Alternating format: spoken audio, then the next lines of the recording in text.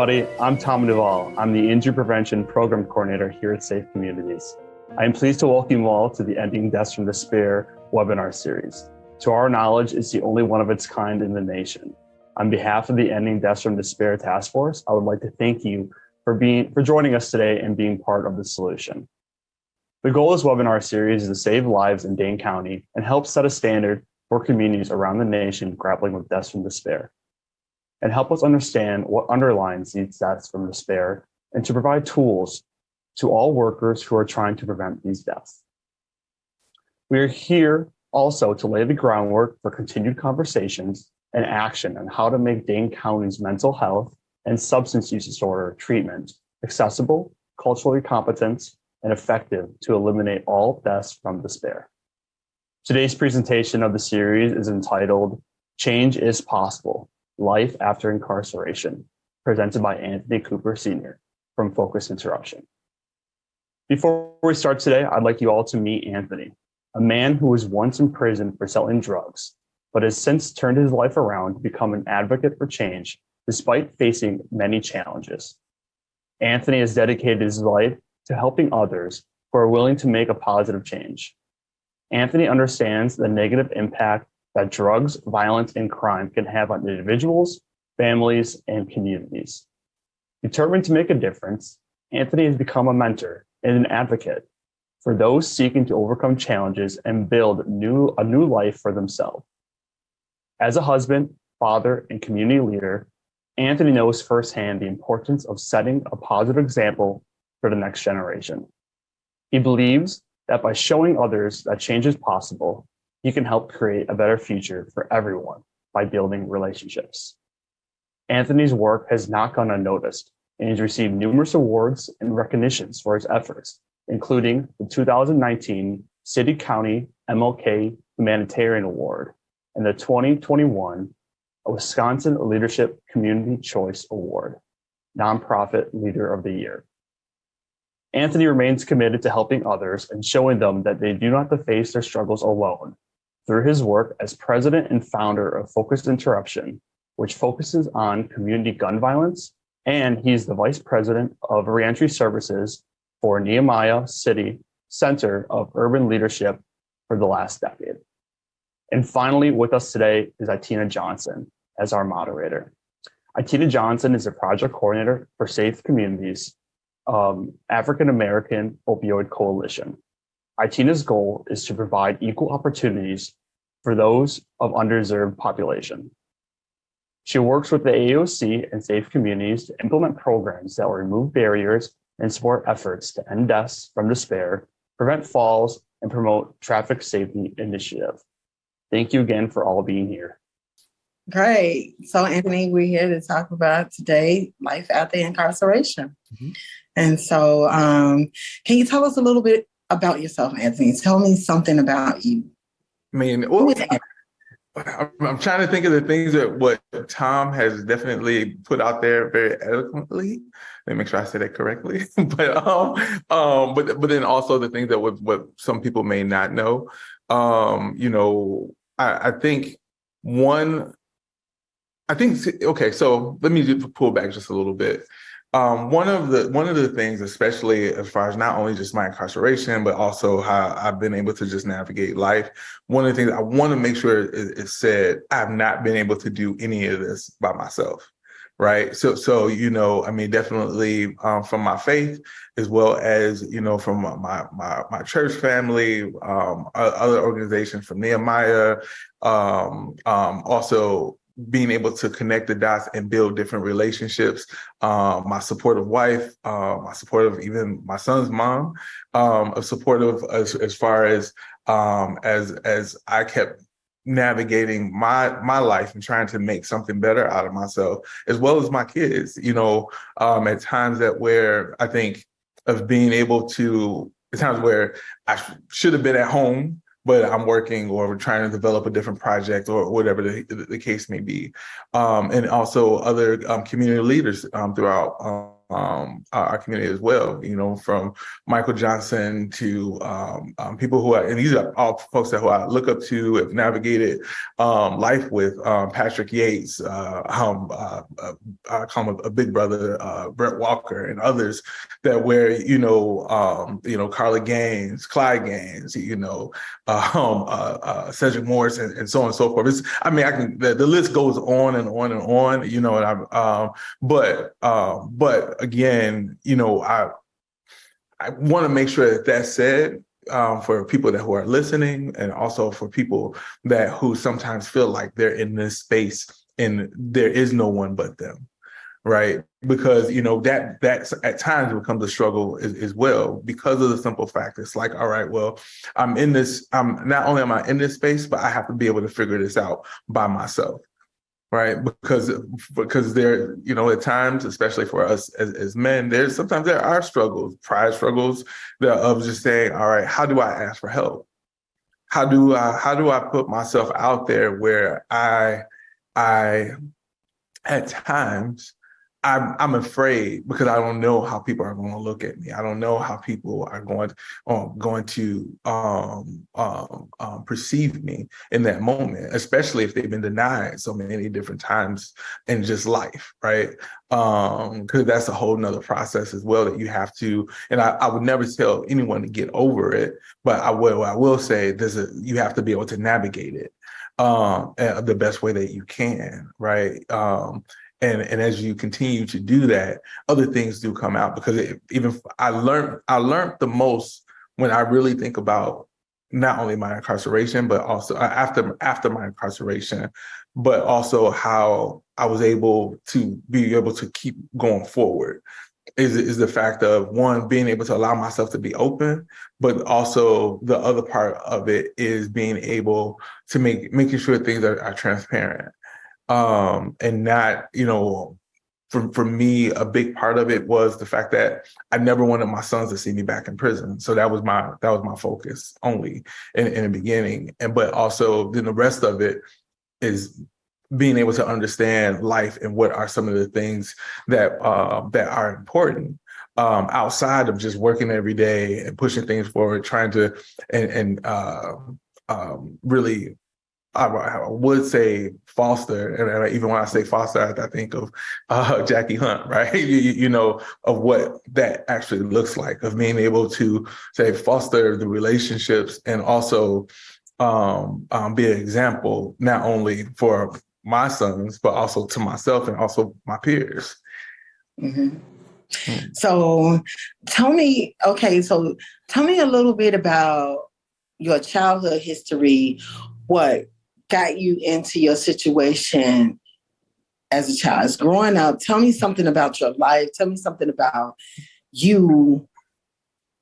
Okay, I like that question. So, I guess if I was to go there, the main thing what I would say as far as my actions did not come from my mother, right? My mother was a single parent who raised us. She did all that what she could do. And, if she was on the Zoom call, she said, I still try to do what I want to do. And so that's a whole nother conversation, but as mothers do, right? So, but I think that some of it was environment. Some of it was trying to make sure as a younger person that where and sometimes I felt as though I had to navigate.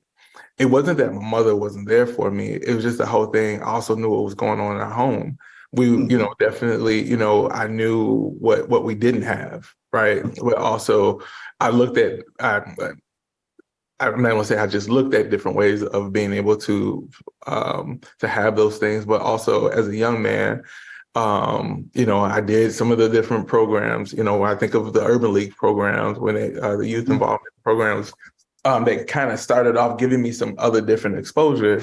But at the same time, there were still other needs that I felt was in the home, but also outside of the home as well. So, and then eventually, you kind of, I'm a Somerset kid for, I know this is a big Fitchburg. So I remember the times that when my mother tried to move us out of Somerset, her being denied, based on the fact that she used Somerset as being the last place of our residence. When I look at, property lines and things, those types of things nowadays. But what I would say, it came out of the things that what we didn't have, and I wanted to be able to fix that. I tried to play the role as a man, but I was really a boy, right? That just navigating life the best way I saw fit. Yeah, I think that's probably the best way of really being able to answer that. But my mother, I always take my hat off to my mother in so many ways, because just as a single parent, a single mom, she really did all that she could and continues to, but even in her own situation, right? There are also many people in that community, or just in our community as a whole, that, in that same type of situation. A lot of when I look back and even think about with some of our young folks now, it's the whole thing of trying to find out what is the thing that's going to hook them in to be able to do something, but it has to be something long-term, do something better for them, their lives, whether it's training, whether if it's, when I think about the Boys and Girls Club Construction Center, I think I may have said the name of it incorrectly, the Workforce Center, there's parts of that when I think about it, as an adult who's in these different systems and helping and navigating, I think like, oh, hey, think about how many kids, if they would have had the consistency of those types of programs younger, or if I had that, where would I be now? And who would I be now? So that's just, I guess, the best way I would really answer that. So it is really the whole thing of trying to be a man when I was really a child. Yeah. So it sounds like you were missing some things with your mom, and you took on the position as a man to be the man of the house. So would you make those same choices again, or would you make different choices? What would you do different than what you did then? I think what I would do different, I think more, definitely I would not have been involved in the drug game, but I think of also trying to be more open and transparent about what it is that I wanted. When I look back, if Mr. Scott from East High School, he was one of the counselors there. And we had a conversation a while ago. The job that I really wanted was for me to be a fireman, right? But I think in thinking about that, but at the same time, I didn't know, and I didn't allow myself to really know what did it really take to become a fireman, right? And so I think being able to allow myself to be more open, but also being able to have the different types of conversations that need to happen, to be able to, so I can either, if that was a dream or a goal of mine, to be able to help me get to that goal.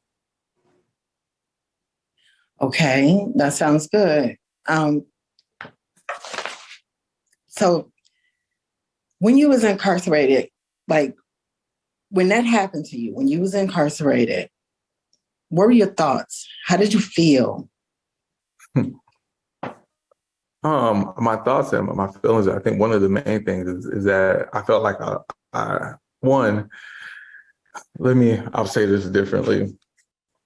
One, I let everyone down, right? Because the people who, in some sense, I was trying to protect or take care of, there was nothing I can really do being in prison, right? So that's one part of it. Two, the whole thing is, there's a lot of shame and guilt that also comes into that as well. Because as much as my thoughts are, hey, I want to be the best father. I want to be the father that my kids, that I didn't have, but also there wasn't anything that I can do while I was in prison to be that father, right? There wasn't anything that I can do to be of support the right way or to being there, being present while I was incarcerated. So when I look at that when I look at that, it was a lot of, shame and just kind of, it was times that I didn't want my sons to actually come and see me in prison. But, I wanted to see them, but it's the feelings behind that, right? Because when my sons would leave, when they're crying and things of that nature, because they wanted to stay in prison with dad, that's never the reality that I wanted my sons to have. I even think there was times I even went through depression, but during that time, I didn't know what depression really was, right? I didn't understand mental health the way I understand mental health now, right? So answering your question, when I think back in those days, it helps me to be able to help people going forward, because of my own challenges and things of that nature, from jobs and being turned down and trying to navigate life and so on and so forth. So especially when you're coming home trying to do something better, I never forget those times at all and never will. And in prison, did it make you feel like you wanted to harm yourself or harm someone else? Not harm myself or harm someone else. I think really it was just really the me just really, if anything, I think just feeling the fact that I truly let everyone down, right? I truly was unable to take care of the most precious things I feel in my life, and being able to be of support. So as far as hurting myself, no. But I know people who have went through that, right? There was, because I felt as though I just couldn't make this normal. I felt at some point I will go home, right? I'll get out. So, but I think if I continue to do the same thing over and over again, I think that, not saying I would have felt to harm myself, but I think that would have added to my own sanity, insanity, or to my mental health, if that would have been my story, but it's not. Sure, it's not. That's a good thing. So I see you had a time with parenting from prison, being a father and being a husband. So what was that like? Yeah, so during that time, actually, I wasn't married. I didn't get married until probably maybe around 6 years after my incarceration, or 7 years after my incarceration, now that I think about it. I didn't know my wife at the time, but my son's mom, and being, with my sons, we have a real good relationship. I always take my hat off to her for her support, also for, bringing my sons to come and see me. Also, even though we did not have a relationship or whatever, we still had a relationship based on our sons and being able to navigate life, right? And she, I will always say she was always phenomenal, not only just for the support for being a great mother to my kids, but also being a friend to me, right? And as we both, we're still understanding, or not really understanding, but knew, I think not understanding our stuff, but we both always understood that we want the best for our sons. And I think even if she was on the call or whatever, she would probably say the same. Our sons are angels, not saying that they are angels because, they're kids, right? Or they're grown men now, but they're definitely angels to us, so which has been a blessing. So even to this day, if she's married, and we're good friends as well. So, which was a blessing as well, to be able to communicate, but it takes two. And also being able to navigate outside of our stuff and only for our children. So you said that you didn't get married until after you came home? Yeah. I didn't get married. I met my wife actually at Final Life Church. That's pretty much how that went. But we met there. So that was years later. But of course, still while I was in prison, when I came home from prison, should I say, that it was one of those things where it's like, our main goal is to make sure that our boys, have a good life, the best life possible. So, as two working parents, just doing what we can separately, but together as well. So, and then eventually I met my wife, 7 years after that, and I think about it, so down the road. But so we're one big blended family, that's just, support, as our friendship. But my son's mom, we're friends. My wife, her, they talk. You know what I mean? That's it's a blended family, but at the same time, it's we do what we have to do. Yeah. So what is your mental health like now, since you have been home? What is your mental health like now, and your support? My mental health. I mean, I feel like it's good. It's the whole thing of, of course, like anyone, you go through your ups and downs, right? But I think learning how to be able to continue to have peace in your life, that's, and also being able to remove things and people, right? That doesn't add to your peace, and be okay with that. That's, I think that's sometimes sometimes that can be struggles for anyone. Like, this is whether if it's a good friendship or someone that's been involved in your life for a while or not. I just, I think, and I had to learn how to do that, right? How to be able to say, okay, hey, you know what? This is a boundary. Hey, I need to remove you in a respectful way, and be okay with that, and continue to keep going forward. I think we all should always reevaluate, the people who are in our life, that where, if you feel like it's taken away from who you are and who you're trying to be, sometimes you do have to, sometimes you gotta love people from a distance and be okay with that. But also, I do self-checks quite often. My self-check is, whether if I'm going through the Arboretum, walking, or just, I think, being able to I'm okay with always sharing this. I have a therapist that I talk to. I believe in therapy. I believe in, definitely God, who's my higher power. But, and being able to balance all those things, right? And also having healthy relationships, that I have people who are mentors, and, great friends, but people who are my truth tellers, if that makes any sense.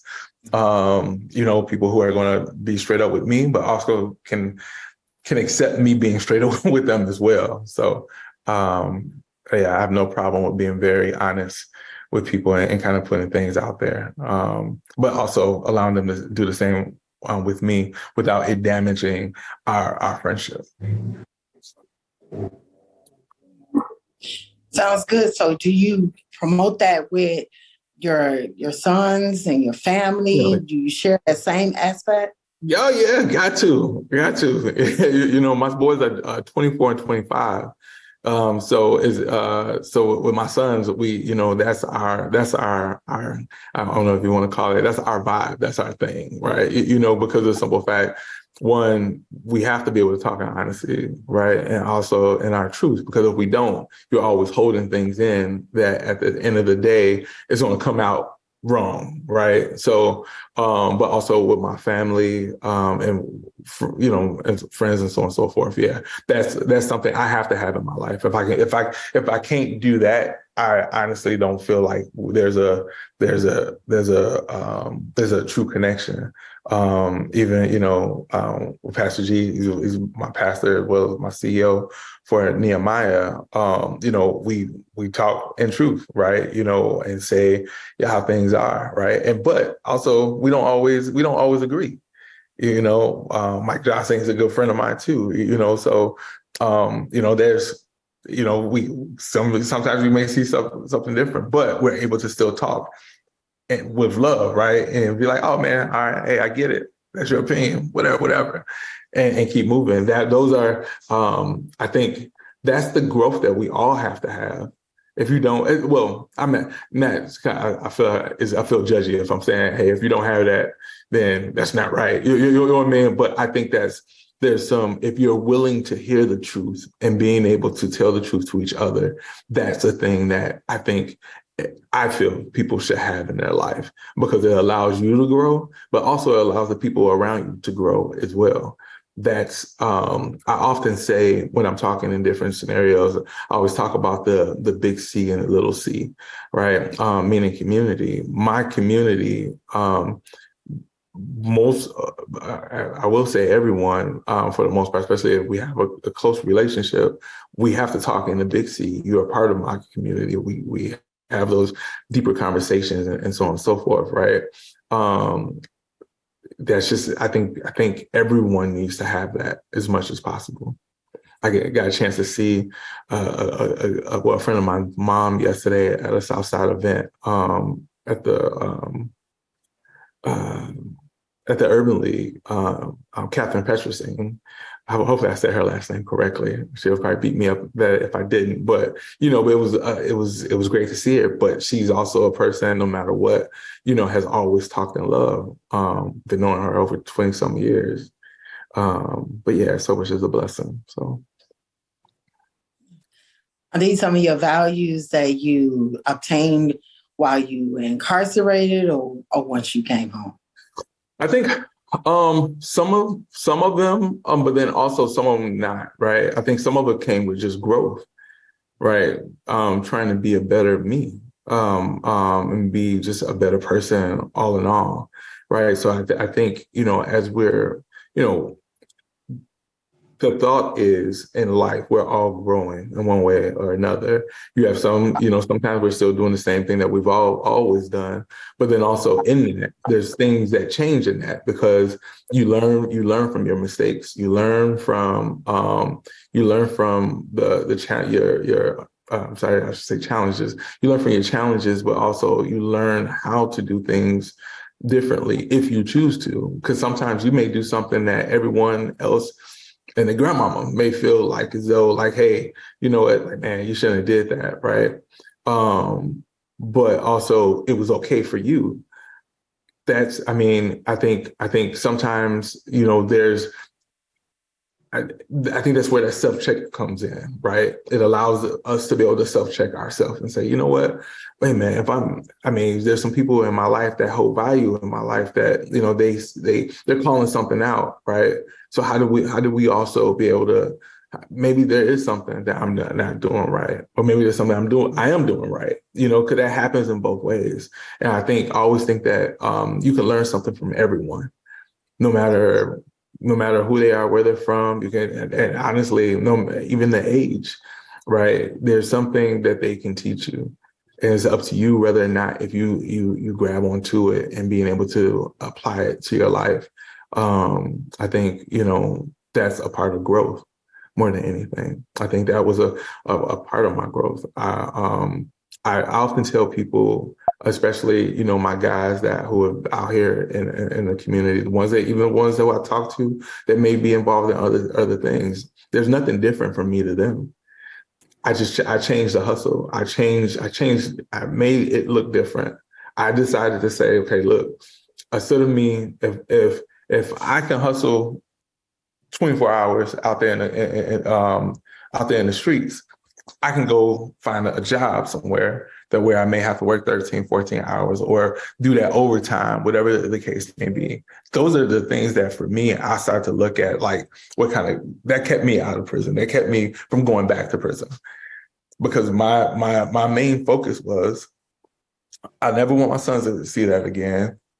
So what do I have to do in order? It may take a little bit longer, work a little harder, may have to put up with mess here and there or whatever, but let me do it this way, because the consequence behind it is not the same.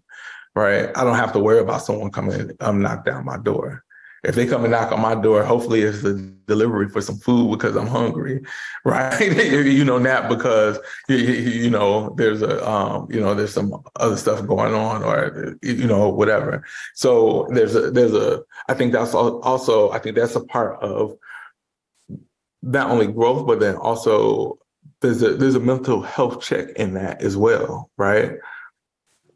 Because no matter who you are, if you are out there doing something, there's, everyone else may feel like, hey, you the man, X, Y, and Z, but there's still something you say, okay, man, but what if this happens, right? What if I lose my life, right? What if, right? So when you look at all of those things that can happen, but then also now you flip it, change it and say, all right, so what if I worked a couple extra hours every day? What if I end up getting a better job? I may have to start here to get here. What does that really look like, right? What are the things I may go through and the roller coaster ride of what we call life before things start to look somewhat normal? It's a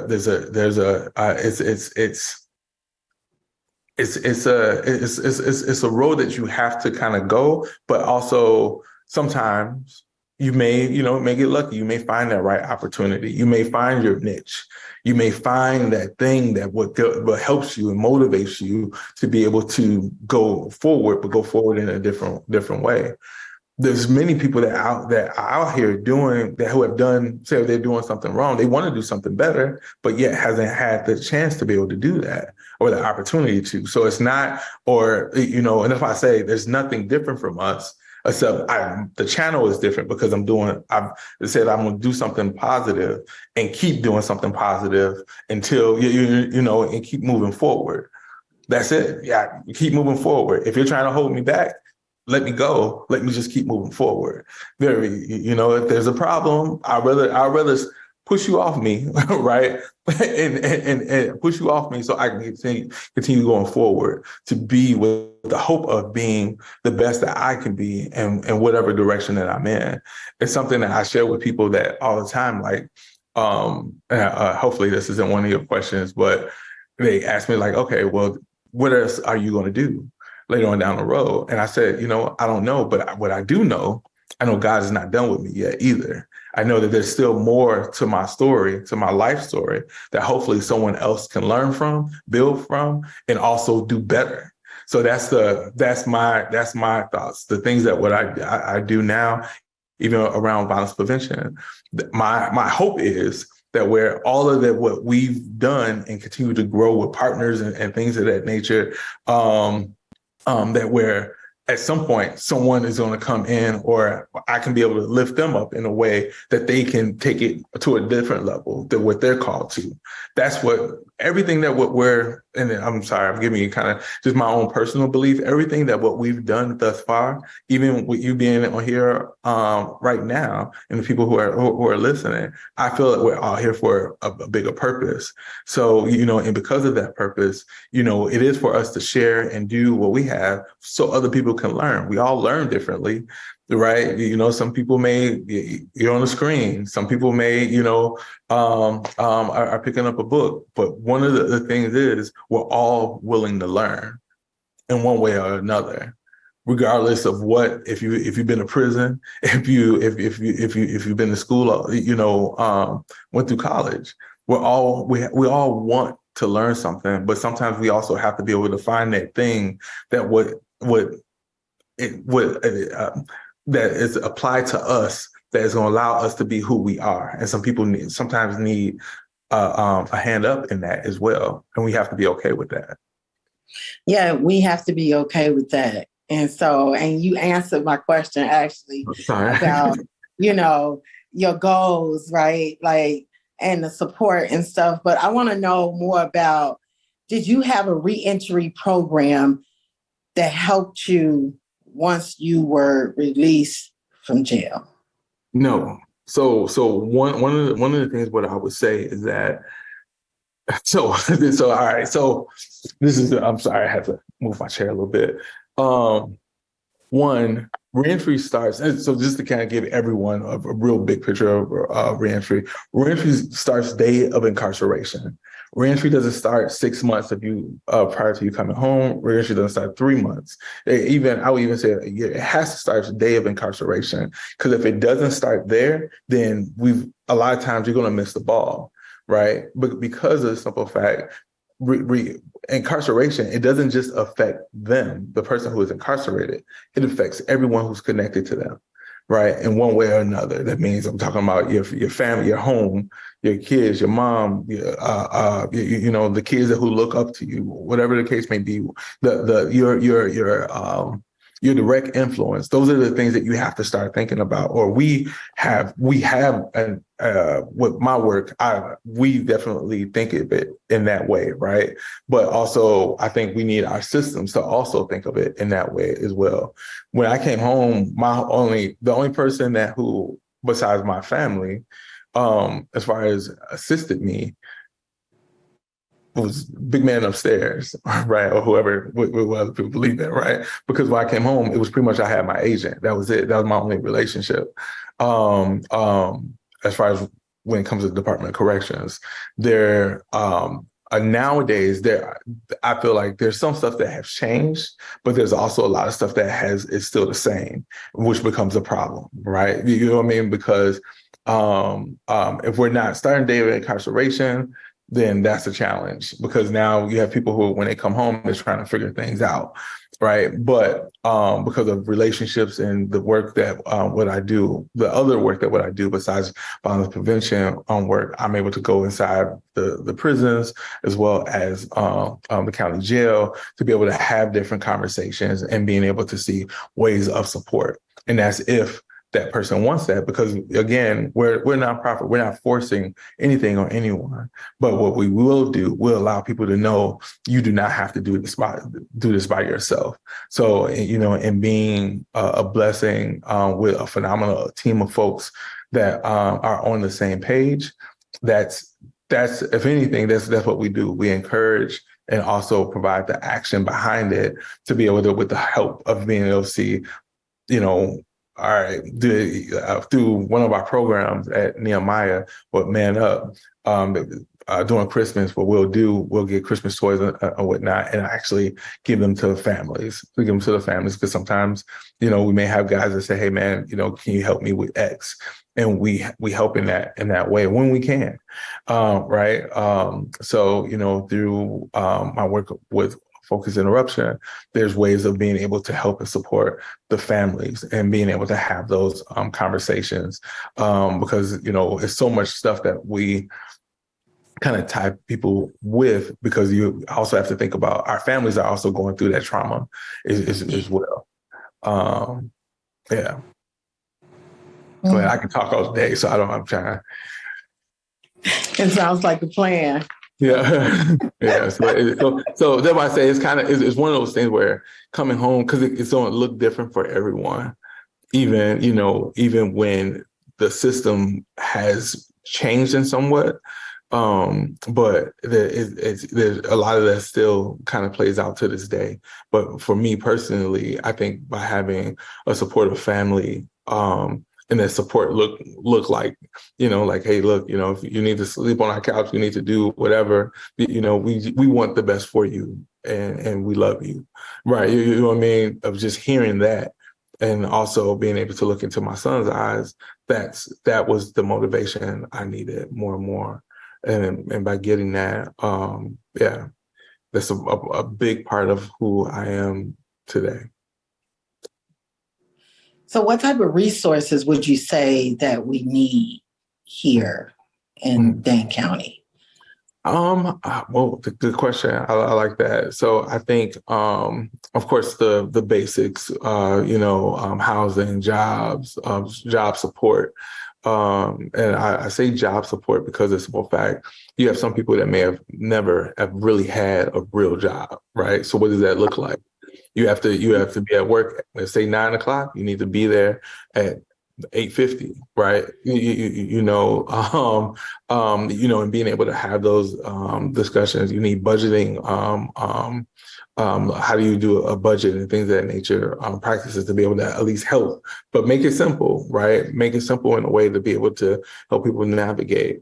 But also being able to connect people and helping them navigate with others who have also had that lived experience, but who have been successful at navigating life, even if they had bumps in the road, right? Because those are some lessons learned for them as well. And when a person is at a certain stage where they say, "Hey, look, I'm willing to support. I want to be able to support someone else," and people can see that. That person can learn from other people. But even for you all as Safe Communities, I think that's, the work that you all are doing is phenomenal, right? I've done some trainings and things of that nature with you all in the past, and it's still, again, being able to broaden people's community. That's a big part of what support looks like, right? So I'm trying to think of, counseling, therapy. I mean, the list can go on and on of the things that definitely that are needs for men and women. There are some people that never had a connection or never really, I'll speak as far for men. How do I become a better father? What does that look like? So those types of classes and things of that nature are needed. The same thing, but for moms as well. How, there are some mothers who have had their child while they're in prison, right? And have not lost custody. So it's one of those things so how do you navigate that, right? Because, there's a person who's been incarcerated. There is a mental health element to that, but then also how do you, and I'm not a mom, right? But I can only imagine, and I'm telling you this from my mother's love, or whatever, or the way I know how my mother has loved us, or whatever, of what that, if something like that was to happen, we were taken away from her at some point, the challenges that can happen mentally, right? So how do you help moms navigate that? So it's so much stuff that I feel and it's not like the supports are not there. It's not like those things are not, we have great people like Anissa's Family Therapy, Dr. Thomas, Thomas and Associates. You have great people at UW Health, Moderator Health, and so on. I work deeply with, as I often say, UW is a part of our family, right? Because of the simple fact, and I don't think many people, I saw the care that they given to my family. And this is something I don't think I've ever shared this before. I had an uncle who had passed away of HIV, and the care that they gave him, I will always be indebted. Or I don't want to say indebted because it sounds kind of weird, but I love the way how they cared for him. And this was obviously a young man at the time, and even through his passing, the way how they tried to at least reach out and say, and there was other associations that were a part of that, I believe AIDS Network, at that time, that I would always remember. But also those are, when you talk about, I know you asked me a little bit earlier, seeing those types of things those are things that would help me to be the man who I am today as well, right? So yeah, there's just so much. I've been a sponge. When I really think about it, I've been a sponge just in life, and I will continue to be. So you can ask me some hard stuff too. So don't be, whatever you want to ask. I want to ask you about how to prevent things. What is a plan? What do you think is a good way to prevent young Black men or men and women from going to jail? I think there's a couple of things, right? So I think the prevention for our young people especially is consistency. We have to be consistent in every aspect. in their lives. There's some young people that we dealt with some situations 6 years ago, 7 years ago, or probably, 7 years ago, and probably there's a couple even longer than that, that where we're still having conversations to this day. So that has been a phenomenal thing, right? So, but all of that still took time, but also you have to be consistent. You just have to. Support has to look different for everyone, I feel, because, we're all different individuals here, right? So the way how you learn, the way how you grow, the way how you understand things, there are some things that may be the same, but there's a lot that has to be different because, so I guess I'll tell on myself. So just in case someone ever see me, I may just change my location. So there are people that I found support, that I support, that where we may go walking somewhere, right? So that's me not trying to give y'all a location. I'm like somewhere under the rainbow, right? So, but us talking on the phone, that'll never work for them. Us meeting by Zoom, that'll never work for them. Us going to grab something to eat, that'll never work for them. For a while reason, not saying that they won't eat, not saying that they won't do it or whatever, but being able to have that different type of relationship and being able to be out in the open and being able to breathe differently in a different space for this individual who I connect with, that works for him, because it not only does work for him for a wide range of different reasons, it allows him to breathe differently. Some people, even being on through Zoom, can be heavy, right? You may have a heavy feeling about that, right? Or even being in person. Like, hopefully, Itina, if you don't mind me saying this, because it's like when we talked, I told her, I said, look, I'm an open book. We can talk about anything. Just go ahead and just put it out there, And I think that allowed us to be able to talk differently. Right. And I feel like the same thing for Tom, allow us to be able to talk differently, us to be able to laugh at things differently, us to be able to grow differently. I think that's, to me, and again, I'm no doctor, no therapist or any of that, but I think that's another way. Those are some of the natural things of how we can connect with people and how we're able to grow and build relationships. And so far, I feel that I have great relationships because of that. Of the way how I'm willing to look outside the box and do things. So I think one of the ways of being able, the Dane County, to improve their reentry programs, really, I think. So, of course, a lot of our reentry programs is throughout Dane County. They're doing as much as they can, right? But then also there's a lot more that they can do if they had more support.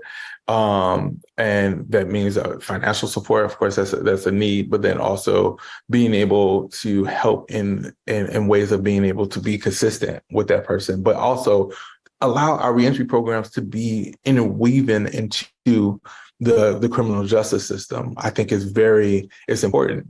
And everyone's going to have their own way of thoughts on that. But I think that there's a way that we can, have a more supportive way of ways how we can support the people who need it the most.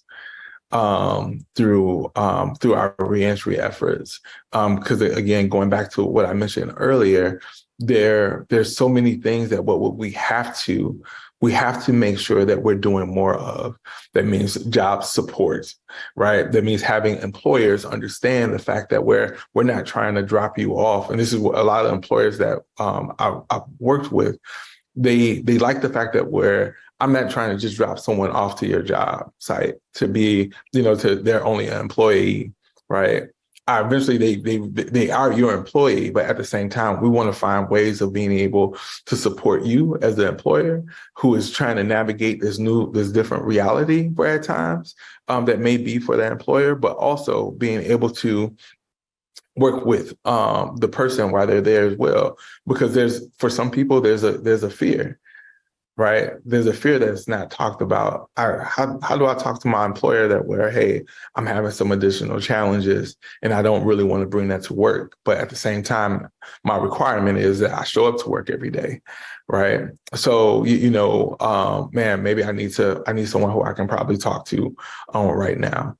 And many people besides that, I gotcha. But many people, even who have not been incarcerated, have those same challenges. But I think that's something that we have to continue the consistency through our systems, and also the consistency through our nonprofits who are providing reentry services. I think is something that we have to have, and being able to continue to meet people where they're at, which is the name of the game for us. Okay, the question is, do you think your experience made you a better person? Did it help you develop empathy or compassion for others? I don't feel, I'm trying to see what's the best way of answering that. So having sympathy, so I'm kind of we've just said a little bit. So having sympathy and compassion, I think that was something that I had, but also didn't necessarily know what it was, right?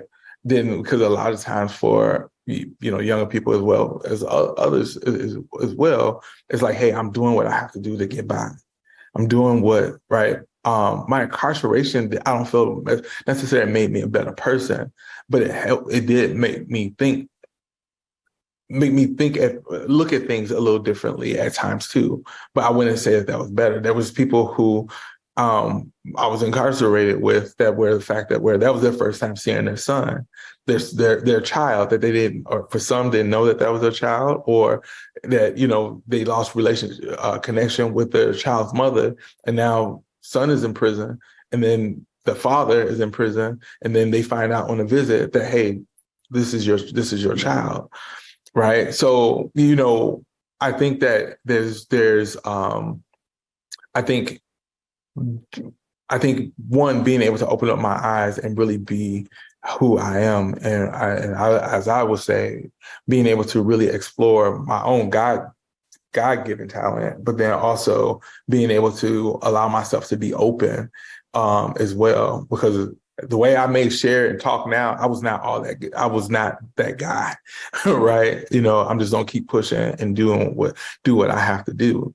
But me doing what I have to do has allowed me to help others, but also help myself. So hopefully I answered your question.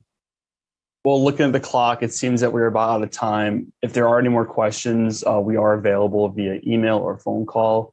I just want to thank you, Anthony, and Itina Johnson for joining us today. Thank you, Anthony, so much for sharing your story and sharing the steps that we can take as a community to be better.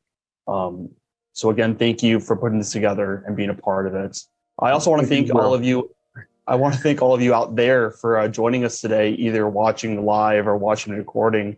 We thank you for being a part of the solution and being part of the Ending Deaths from Despair webinar series. We hope you all attend future webinars in the future. We will be having showing a recording of our December webinar about safety planning. So please join us, please spread the word to others, and thank you all again for joining us today.